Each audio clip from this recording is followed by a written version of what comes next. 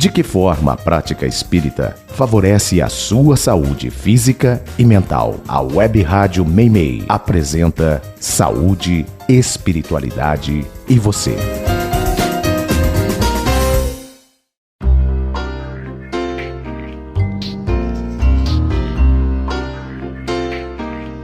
Olá pessoal, queridos amigos, amigas, ouvintes da Rádio Web Meimei. É um grande prazer estar em mais um domingo aqui com vocês, nesse programa Saúde, Espiritualidade e Você, realizando hoje a terceira parte do programa que nós projetamos, que é Por que Adoecemos?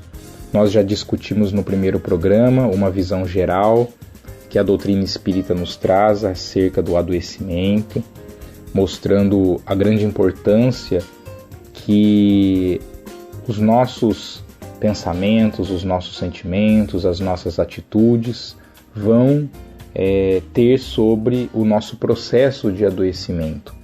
No programa passado, que foi a segunda parte, nós comentamos sobre como isso acontece entre as existências, entre as reencarnações, de maneira que as atitudes infelizes que nós tivemos no passado nos geram predisposições das quais nós iremos, na vida presente, trazer algumas consequências, algumas predisposições ao adoecimento mediante aqueles comportamentos infelizes, aqueles comportamentos que transgrediram as leis divinas e que agora vêm como consequência, como efeito de uma causa do passado, um efeito que pode nos estar levando a um adoecimento.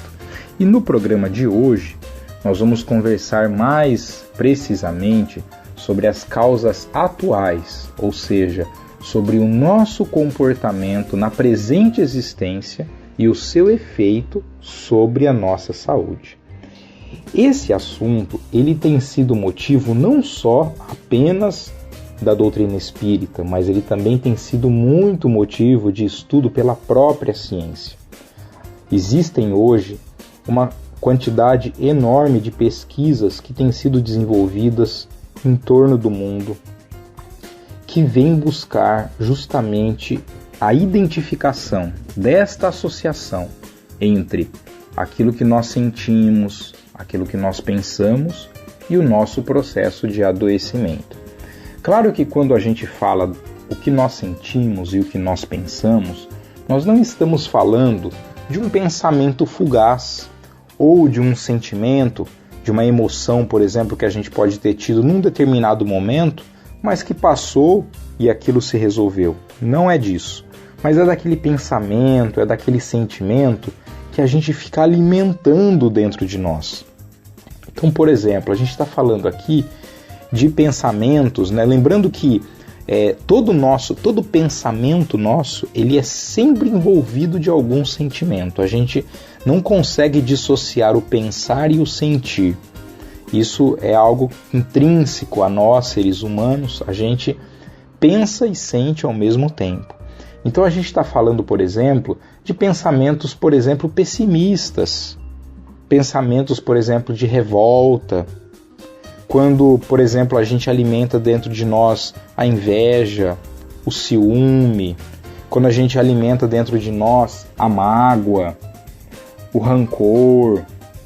É desses sentimentos, é desses pensamentos que nós estamos comentando, porque é aquele sentimento, é aquele pensamento perene, que permanece dentro de nós, que a gente tem dificuldade de lidar com aquilo, que a gente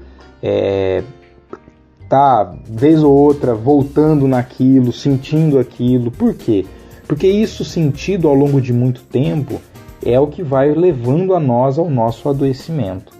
Então existem hoje uma série de pesquisas, por exemplo, que mostram que esses sentimentos, como por exemplo a raiva, a pessoa que sente raiva, sentiu raiva num primeiro momento, às vezes diante de uma atitude, diante de uma situação, mas ela não consegue perdoar, ela não consegue refletir sobre aquilo, ela não consegue ser tolerante diante daquilo, e aquilo vai alimentando dentro dela um sentimento de mágoa, de rancor, por exemplo, perante uma outra pessoa. O que se tem visto hoje, por exemplo, é que essas pessoas que portam esses sentimentos, eles estão fortemente associados, por exemplo, ao diabetes, tanto ao desenvolvimento do diabetes, quanto à dificuldade que se tem em controlar o diabetes naquela pessoa que é diabética. Tem-se visto, por exemplo, que esses sentimentos estão fortemente associados a doenças cardíacas, como, por exemplo, o infarto agudo do miocárdio, a insuficiência cardíaca. Tem sido associado a doenças como, por exemplo, a depressão. Quantas pessoas no mundo de hoje não têm depressão e às vezes elas falam, mas eu não sei por que eu tenho depressão. Mas se a gente vai escarafunchar, a gente vai procurar, a gente vai, vamos dizer, vasculhar o íntimo daquele indivíduo e a gente vai encontrar muitas vezes como esses, que não parecem às vezes ser algo de muita importância, mas que no dia a dia vão culminando, eles vão dificultando aquele indivíduo a lidar com o seu bem-estar, a lidar com uma saúde melhor, porque eles vão eliminando os recursos, as energias, os fluidos vitais que possam existir no indivíduo. Então isso é muito importante e a ciência hoje vem mostrar isso. Se a gente pegar, por exemplo, a gente tem situações muito conhecidas, por exemplo, olha, quando eu estou, por exemplo, estressado, nervoso com alguma coisa, muito preocupado, as pessoas, por exemplo, que têm herpes labial, é muito comum que elas falem assim, puxa vida, estourou o meu herpes. Ou é muito comum que a pessoa naquele momento passou por uma situação estressante, ela pegue um resfriado, uma gripe. Por que isso acontece? Isso acontece justamente porque isso tem um efeito no nosso corpo, isso diminui a nossa imunidade. E aí a gente propicia com que agentes infecciosos que estejam ali presentes possam nos levar ao adoecimento. Então isso é para mostrar o quanto que o nosso comportamento está interferindo sobre isso. A doutrina espírita ela vai bem mais a fundo, mostrando o quanto que esses nossos pensamentos e sentimentos negativos, eles estão nos conduzindo ao adoecimento, porque faz com que o espírito encarnado perca completamente o controle sobre o corpo físico, sobre o seu funcionamento adequado do corpo físico. Então é muito importante que a gente pense nisso, que a gente reflita sobre isso. Na reunião passada, no programa passado, eu comentei com vocês o caso do Argos, que está descrito no livro Painéis da Obsessão, livro de Divaldo Pereira Franco, que é o médium psicógrafo, e autor Manuel Filomeno de Miranda, o autor espiritual. E o Manuel Filomeno de Miranda conta para nós que o Argos, que reencarna com uma predisposição para ter uma tuberculose, é um indivíduo que esta doença iria se manifestar com uma intensidade a depender do seu comportamento ao longo da sua existência.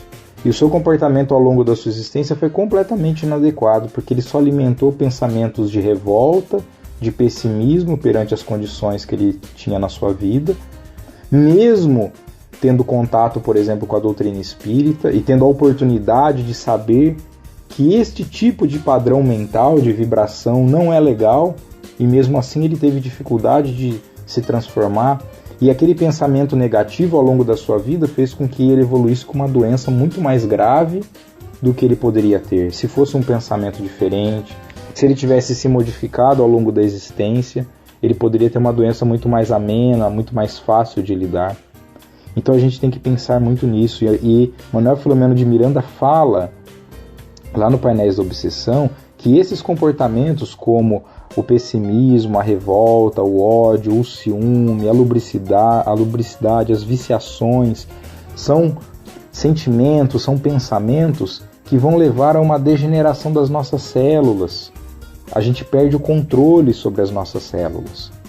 E com isso a gente acaba levando ao adoecimento. André Luiz, no livro Evolução em Dois Mundos, ele fala muito isso para nós, dizendo que a nossa mente ela vai atuar diretamente sobre cada célula que tem no nosso corpo, transmitindo para a célula e ele fala que isso é feito através dos bióforos ou unidades de força psicossomática, que é a expressão que ele utiliza, vai ser transmitido às nossas células o conteúdo da nossa mente. Então, se a nossa mente tem conteúdos bons, é isso que é levado ao nosso corpo. Se a mente tem conteúdos ruins, é isso que é levado ao nosso corpo.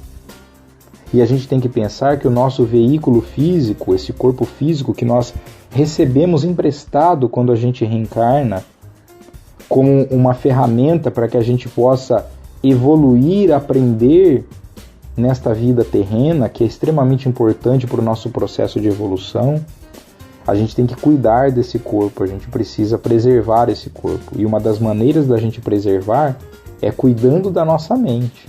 E é assim a gente consegue ter mais saúde, ter mais equilíbrio, ter mais recursos para que a gente possa atravessar esta existência física de uma maneira melhor, com menos sofrimento e portando consigo, né, muito mais fé, muito mais esperança, muito mais tranquilidade, sabendo ser mais resilientes, sabendo ser mais abnegados, sabendo ser mais tolerantes, mais pacientes, dentro de tudo aquilo, de todas as virtudes que Jesus nos ensinou como um grande remédio, como a grande terapia para que alcancemos a nossa saúde integral, o nosso perfeito estado de harmonia da alma. Que Jesus nos abençoe.